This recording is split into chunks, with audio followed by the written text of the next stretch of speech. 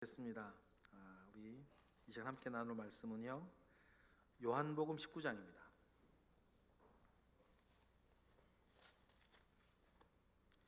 요한복음 19장 28절부터 30절.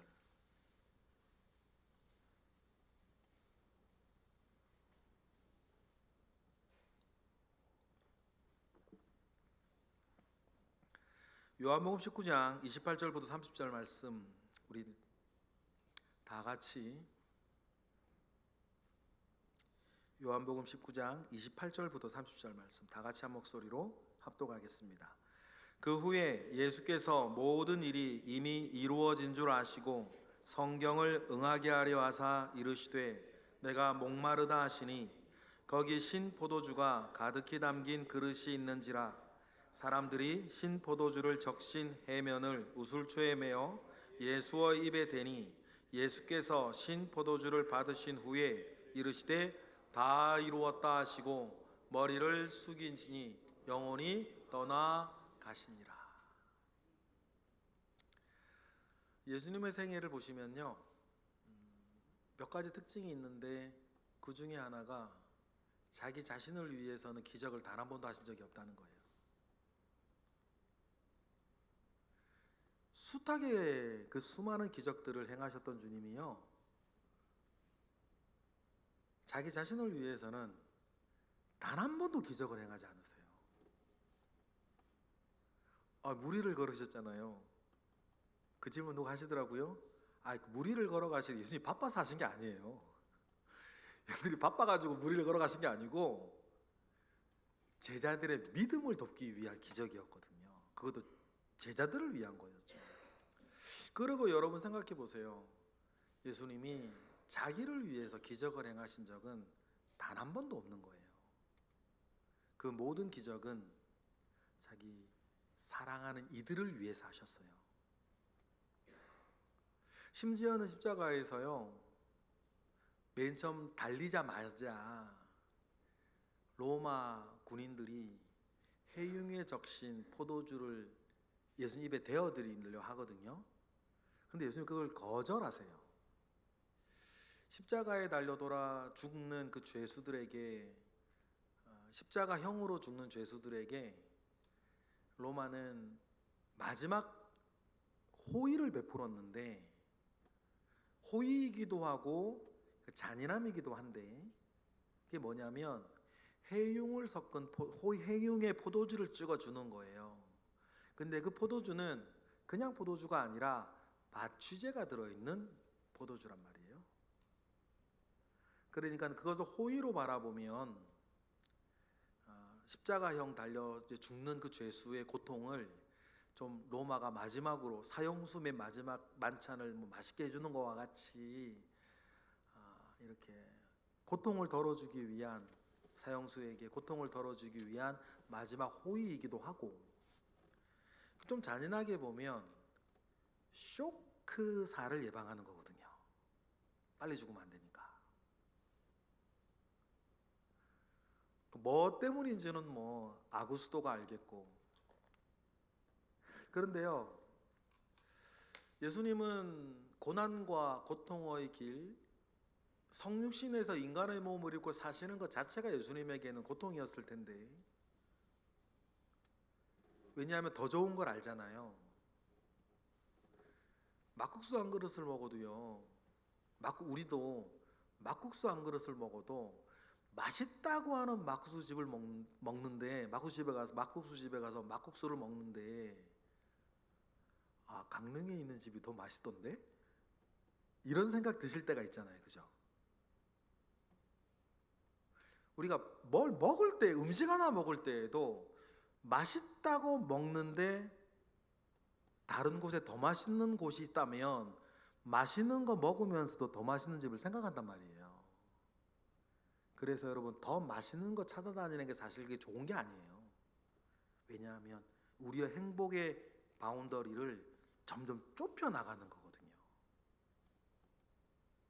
그래서 다른 사람이 맛있게 먹을 수 있는 막국수를, 더 맛있는 집에서 막국수를 먹어본 사람은 그 집에서는 맛있는 걸 먹어도 뭔가 아쉬워. 무슨 말 아시겠어요? 그래서 여러분, 금욕이 행복의 지름길이라는 얘기를 하는 거예요.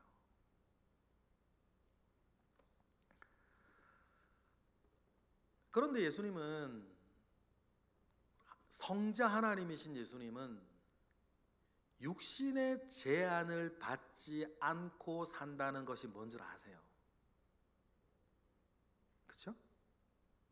그러니 성육신 자체가 예수님에게는 무엇보다도 큰 고통이 있었을 거예요. 그 육신이 고통의 통로가 되어서 못이 뚫고 들어오고 창이 뚫고 들어오고 막 그럴 때 로마 제국이 베푸는 마지막 호의인 진통제가 섞여 있는 포도주마저도 주님은 안 드셨다는 거예요. 왜 그러셨을까? 한 인간으로 내가 받아야 할 고난과 고통은 조금도 감하지 않고 오롯이 나는 다 감당할 거라고 하는 그 주님의 의지가 거기 있어요. 그리고는 오늘 우리가 지금 읽은 본문에 보면 예수님께서 돌아가시기 직전에 마치 성찬하듯이 목마르다 하시면서 마지막으로 포도주를 드시는 거죠.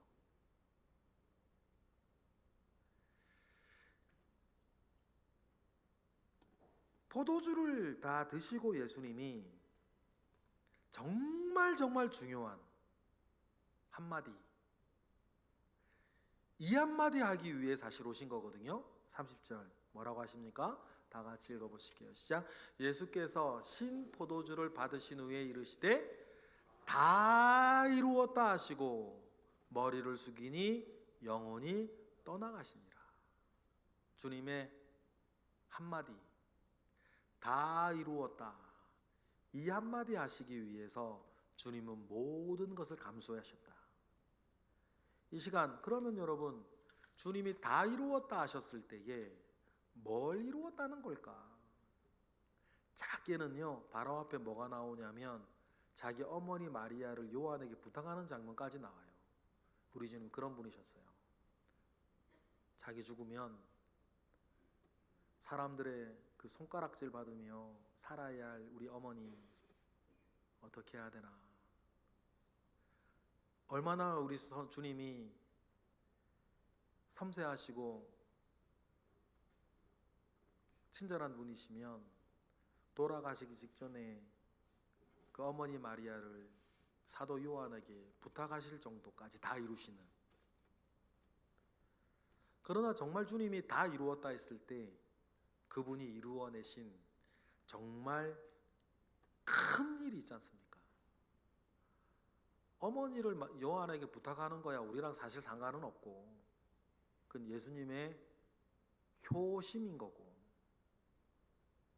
십자가에 죽으셔서 예수님께서 다 이루었다 하셨을 때 그때 주님이 이루어내신 게 뭐냐, 그러면 그것만 우리 잠깐 확인하고 싶어요. 뭘 이루셨습니까? 복음의 능력을 이루셨습니다. 로마서 1장 16절 다 같이 보실까요? 시작. 내가 복음을 부끄러워하지 않으니 이 복음은 모든 믿는 자에게 구원을 주시는 하나님의 능력이 됨이라. 먼저는 유대인에게요, 그리고 헬라인에게까지.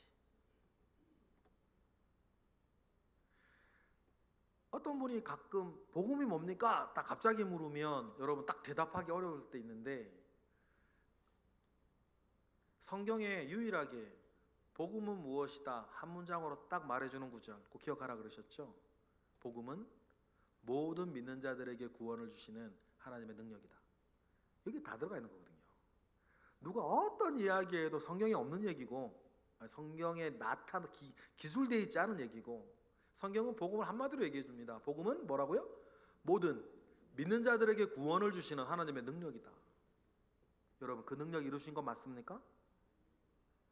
그 능력 안에서 우리가 어떻게 됩니까? 다음 절 17절 다 같이 시작. 복음에는 하나님의 의가 나타나서 믿음으로 믿음에 이르게 하나니 기록된 바 오직 의인은 공로로 성품으로 선행으로, 돈으로, 지식으로, 자기 잘난 맛에? 아니죠. 의인은 믿음으로 말미암아 살 것이라고 함 같으니라.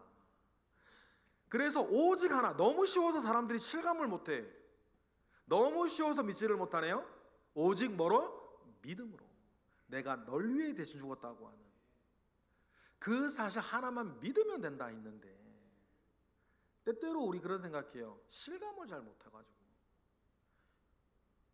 이슬람처럼 뭐 몇 가지 조건들, 5가지인가요? 뭐 이렇게 뭐 성전에 참 성지순례 한다든지 선행을 얼마까지 한다든지 이런 거 하면 된다 그러면 얼마나 더 쉬울까요? 하나하나가 숙제하듯이 하면 되니까.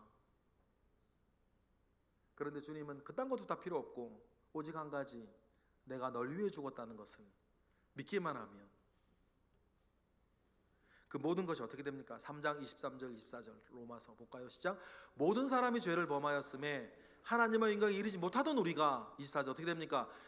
그리스도 예수 안에 있는 속량으로 말미암아 하나님의 은혜로 값없이 의롭다 하심을 얻은 자가 된 이거. 뭘로? 믿음으로.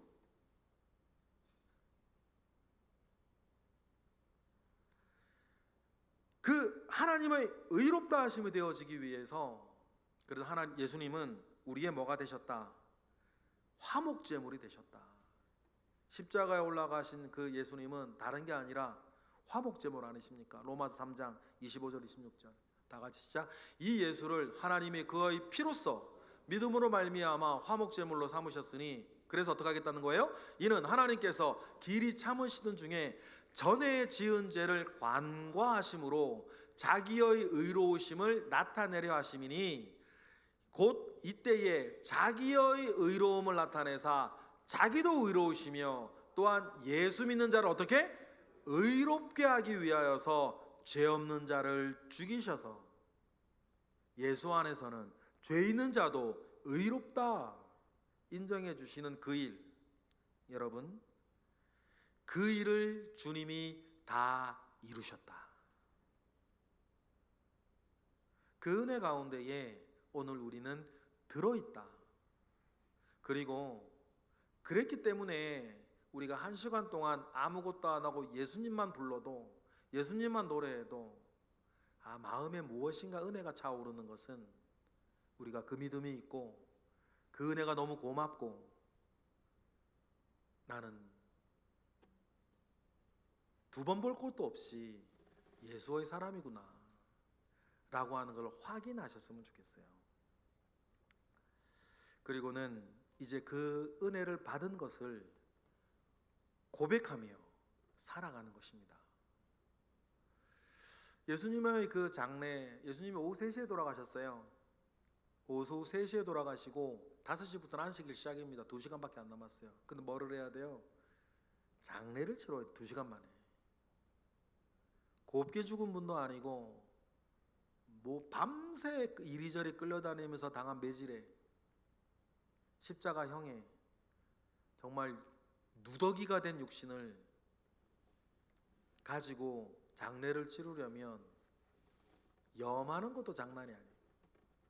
그런데 남은 시간 2시간밖에 없는 거 아니에요. 이럴 때 힘쓰는 남자들은 다 도망가고 이리저리 뭐 할 수 없는 여자들만 3명 있고 요한 있는데, 참 고마운 게 뭐냐면요, 그때 나서준 2사람이 있다는 거예요. 누구죠? 아리마대 요셉과 니고데모인 거예요.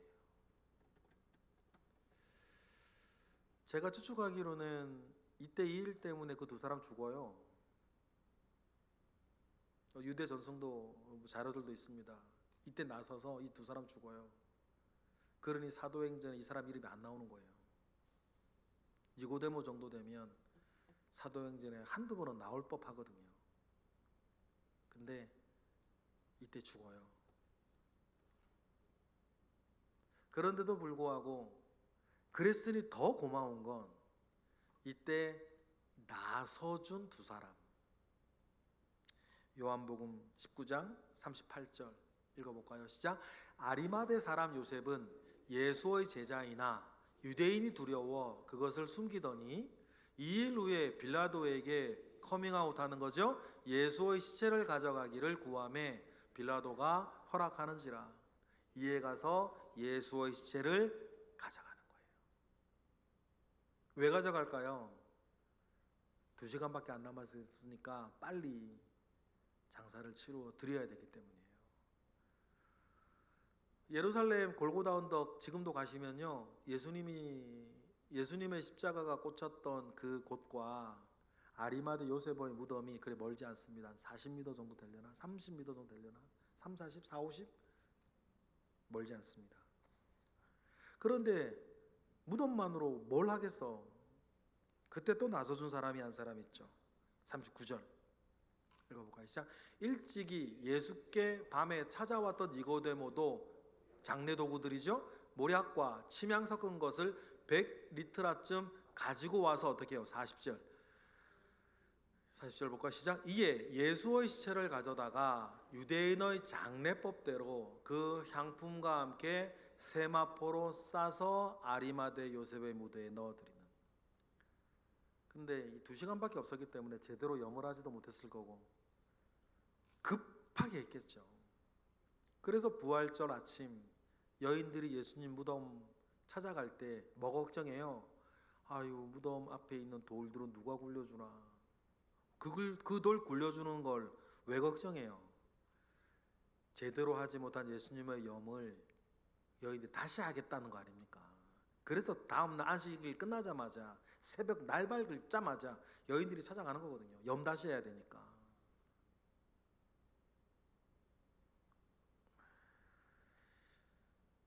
그렇습니다. 그리고 쌌죠. 그래도 시간이 없어 제대로 하지는 못했지만 이때 나서준 두 사람이 얼마나 고마운지 지금 우리가 보면, 여러분 어떠십니까? 주님이 필요하실 때, 주님이 여러분을 필요로 하실 때 여러분의 가진 은사로 여러분 나서 주셨으면 좋겠어요. 설교자들끼리 하는 격언이 있어요. 그게 뭐냐면, 이 설교 들어야 할 사람은 언제나 그 자리에 없다. 이 설교 들어야 할 사람 언제나 그 자리에 없다. 그게 설교자들끼리의 격언인데, 예수님이 필요할 때 나서주는 거 있잖아요. 그게 참 우리 가운데 그게 지금도 어려운 일인가 봐요. 왜냐하면 자기의 필요에 따라서 신앙생활을 하기 때문이에요. 우리 교회도 사실 마찬가지예요. 자녀들을 위한 특별 새벽 기도회 때 평균 출석이 70여 명입니다. 우리 교회. 고난주간 40명대예요. 왜 그럴까요? 왜 그럴까요? 자녀들은 사랑하고 주님은 사랑한다 말만 하고. 근데 여기 계신 분들은 사실 이 설교 안 들어도 돼요. 왜냐하면 성금요일에가 나오셨잖아요, 여기. 그죠? 그런 생각을 해봐요.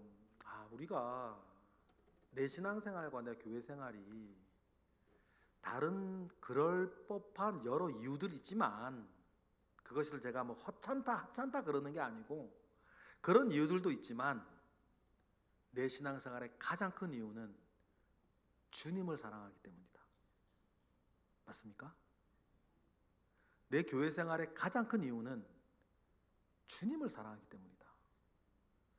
이게 받아들여지면요, 사실요, 자녀들을 위한 특세보다 고난주간 특세가 더 많아야 되는 거예요. 맞습니까? 제가 꿈꿔봐도 될까요?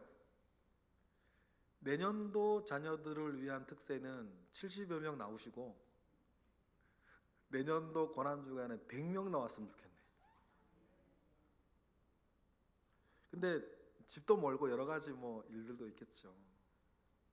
내년도 성금요일에는 한 150명 나왔으면 좋겠네. 왜냐하면 우리 교회에는